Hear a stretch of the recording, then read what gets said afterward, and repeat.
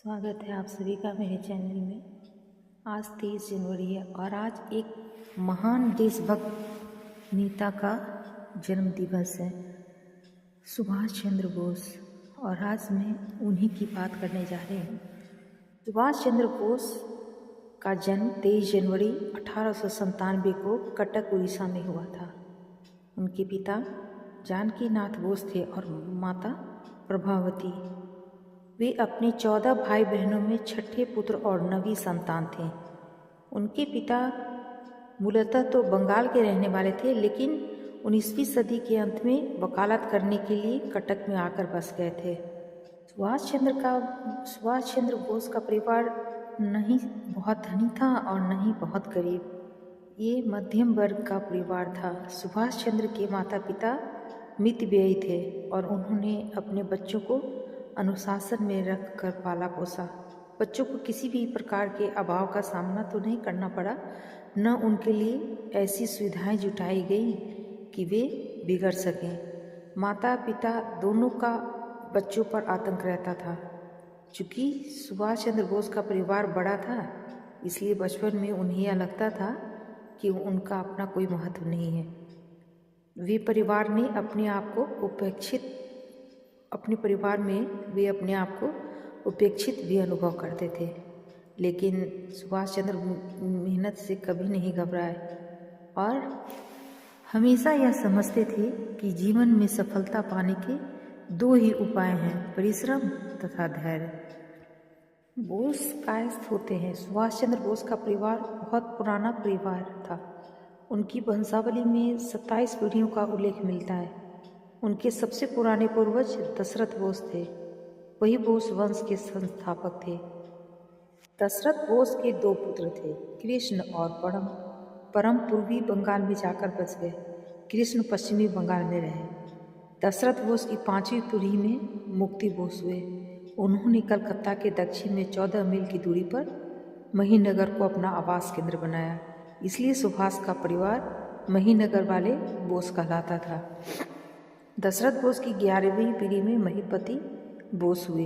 वे बंगाल के मुसलमान राजा के वित्त और युद्ध मंत्री बने। उनकी सेवा से प्रसन्न होकर राजा ने उन्हें सुबुद्धि की उपाधि दी। सुभाष चंद्र के पिता जानकी नाथ बोस पुरंदर खां की 13वीं पीढ़ी और दशरथ बोस की 26वीं पीढ़ी में हुए। सुभाष के पितामह हरनाथ के 4 पुत्र थे, जटूनाथ, केदारनाथ, देवेंद्रनाथ और जानकीनाथ। परंपरा से सुभाष चंद्र बोस का परिवार शाक्त था, लेकिन हरनाथ वैष्णव थे। उन्होंने वार्षिक दुर्गा पूजा के अवसर पर बकरी का बलिदान बंद कर दिया था।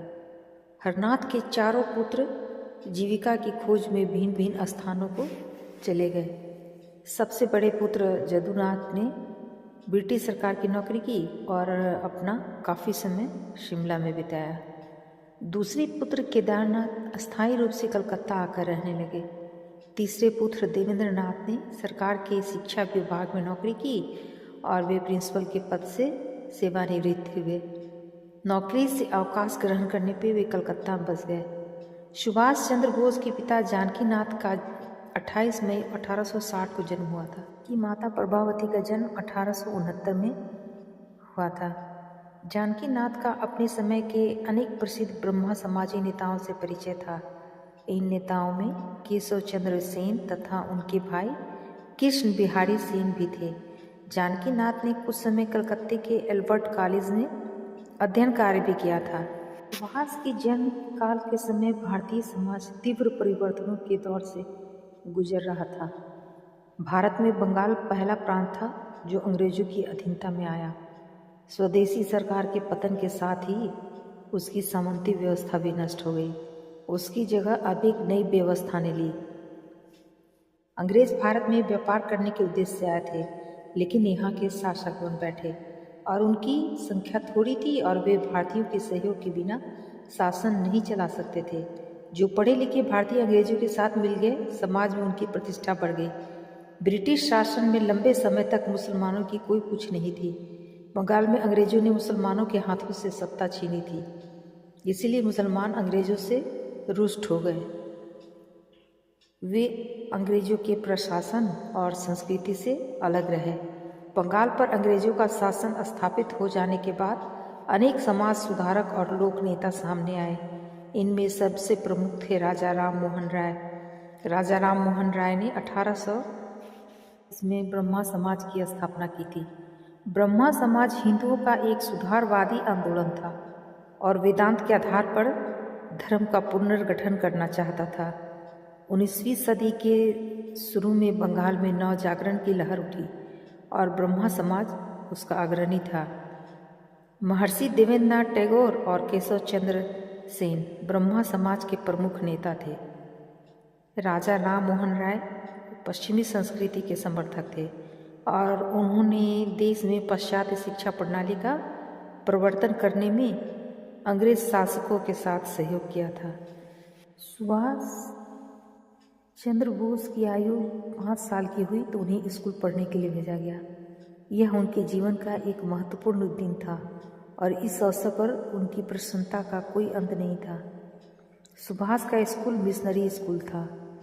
स्कूल में सिर्फ पुस्तकीय ज्ञान पर ही जोर नहीं दिया जाता था, खेलकूद, अनुशासन, नियमितता, स्वच्छता जैसे विषयों की ओर भी पूरा ध्यान दिया जाता था। अध्यापक बच्चों की पढ़ाई में व्यक्तिगत रुचि लेते थे। हालांकि सुभाष अपने स्कूल के प्रशंसक थे, पर उनका विचार था कि स्कूल में दी जाने वाली शिक्षा भारतीय परिस्थितियों के अनुकूल नहीं थी। बिल का अध्ययन अनिवार्य था। स्कूल का पाठ्यक्रम कुछ ऐसा था कि बच्चे अंग्रेजी रहन सहन में ढल जाएं। बच्चों को इंग्लैंड के भूगोल और इतिहास की तो शिक्षा दी जाती थी, लेकिन भारतीय भूगोल और इतिहास से वे प्रायः अपरिचित रहते थे। उन्हें लैटिन तो पढ़ाई जाती थी, पर संस्कृत उनके लिए पढ़ाई थी। स्कूल में भारतीय पुराण कथाओं और भाषाओं की सर्वथा उपेक्षा की जाती थी। सुभाष अपनी कक्षा में प्रथम आते थे। सुभाष पीई स्कूल में कुल 7 साल 1902 से 1909 तक पढ़े। जनवरी 1909 में उन्होंने रेवेंसा कॉलेजिएट स्कूल कटक में दाखिला लिया। इस स्कूल में स्कूल के प्रधान अध्यापक बाबू बेनी माधव दास के सौम्य व्यक्तित्व का सुभाष पर गहरा प्रभाव पड़ा। सुभाष अनेक वर्षों तक अपने प्रिय अध्यापक के साथ पत्र व्यवहार करते रहे थे। इस समय सुभाष ने स्वामी विवेकानंद की रचनाओं का भी अध्ययन किया और उनसे उन्हें अपना जीवन लक्ष्य निर्धारित करने में सहायता मिली। इस समय सुभाष की आयु 15 वर्ष की थी। विवेकानंद की रचनाओं का अध्ययन करने के बाद सुभाष ने उनके गुरु रामकृष्ण परमहंस के विचारों की जानकारी प्राप्त की। स्वामी विवेकानंद की तो लिखित रचनाएं और संकलित भाषण तथा पत्र पढ़ने को मिल गए, लेकिन रामकृष्ण परमहंस निरक्षर थे। उनकी वाणी को उनके शिष्यों ने लिपिबद्ध किया है। रामकृष्ण व्यवहारिक योगी थे।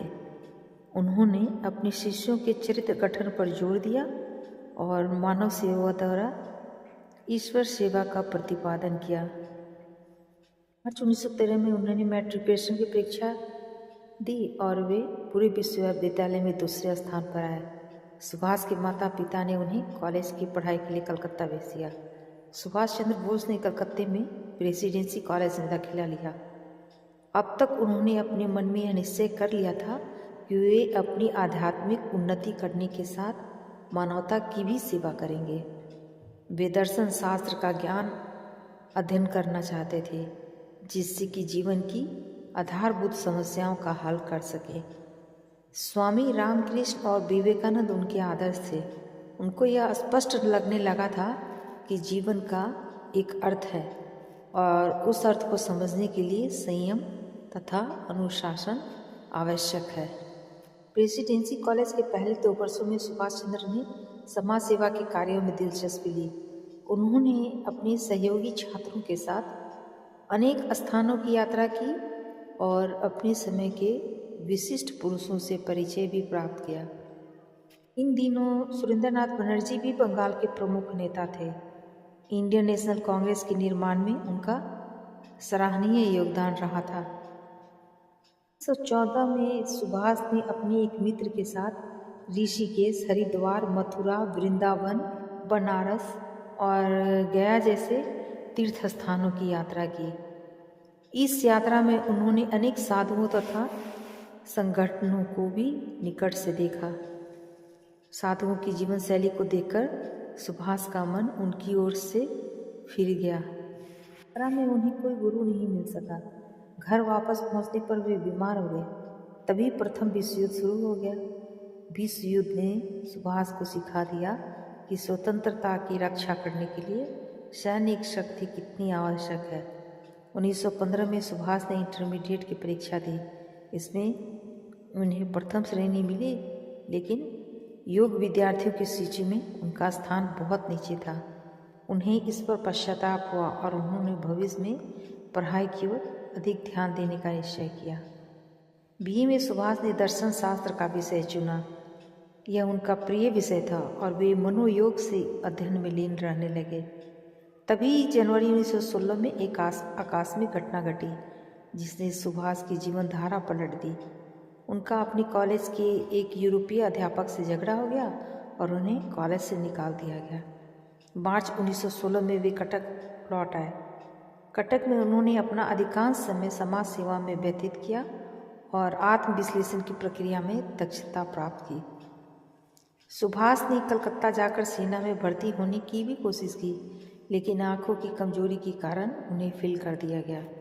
1917 में सुभाष को कलकत्ता के स्कॉटिश चर्च कॉलेज में दाखिला मिल गया, लेकिन इसके कुछ समय बाद ही वे प्रादेशिक सेना में भर्ती हो गए और उन्होंने 1 साल तक सैनिक जीवन का अनुभव प्राप्त किया। 1919 में सुभाष ने बीए परीक्षा पास की। वे प्रथम श्रेणी में पास हुए, लेकिन योग्यता सूची में उनका नाम दूसरे स्थान पर था। वे एमए प्रयोगात्मक मनोविज्ञान में करना चाहते थे, लेकिन उनके पिता ने इंडियन सिविल सर्विस की परीक्षा के लिए उन्हें इंग्लैंड भेज दिया और सुभाष 15 सितंबर 1919 को इंग्लैंड के लिए रवाना हो गए। इसमें सुभाष बोस भारत से इंग्लैंड के लिए रवाना हुए थे। भारत की राजनीतिक स्थिति बदलने लगी थी। इसके कुछ समय पहले ही अमृतसर में जालियांवाला कांड हुआ था। वहाँ की खबरें शेष भारत में नहीं पहुँचने दी गई थी। इंग्लैंड पहुँचने पर सुभाष ने कैम्ब्रिज विश्वविद्यालय में दाखिला लिया। कैम्ब्रिज विश्वविद्यालय का खुला वातावरण सुभाष को रास आया। आईसीएस की परीक्षा में सुभाष चंद्र बोस को चौथा स्थान मिला। इससे उनके घर वालों को भी प्रसन्नता हुई, लेकिन उनके अपने मन में अंतर्द्वंद मच गया। वे विदेशी सरकार की नौकरी करना नहीं चाहते थे। उन्होंने इस विषय में अपने बड़े भाई शरत चंद्र से पत्र व्यवहार किया और फरवरी 1921 में इंडियन सिविल सर्विस से त्याग पत्र दे दिया।